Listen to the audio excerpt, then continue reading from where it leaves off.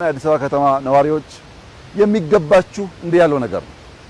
መቆሸሽ እኛ አይገባንም፣ መጠልሸት እኛ አይገባንም፣ ማነስ እኛ አይገባንም፣ ሌላ ቦታ እየሄዱ መቅናት እኛ አይገባንም። ሰርተን እንደምንችል ማሳየት ያስፈልጋል። ይህንን ስል ለከተማችን ነዋሪዎች በሌላም ዓለም ላሉ ዜጎች መናገር የምፈልገው ነገር ይህንን ግድብ ስንጀምር አንድ አይደለም ሁለት ሶስት ሙያተኞች አትችሉም ብለውናል። የምንሰራውን የኮሪደር ስራ አትችሉም የሚል ድምጽ ከግራ ከቀኝ ጠዋት ማታ እንሰማለን። አትችሉም፣ አይሳካላችሁም፣ አትከናወኑም፣ ትጀምራላችሁ እንጂ አትጨርሱም የሚል ብዙ ድምጾች አሉ። የኛዎቹ ይገርመኛል። ሌሎቹ ግን አይገባችሁም እያሉን ነው።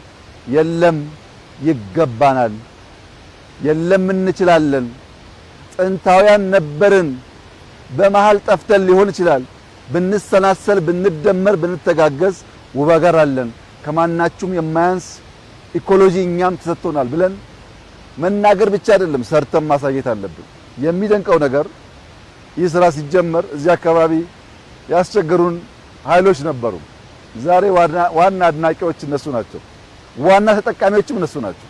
እና ዜጎች ማየት እንድንችል፣ መንቃት እንድንችል፣ መሰናሰል እንድንችል፣ መስራት እንድንችል፣ ልጆቻችን እኛ ባለፍንበት መከራና ችግር እንዳያልፉ በተገለጠ ማንነት አብረን መቆም እንድንችል አደራ ማለት እፈልጋለሁ።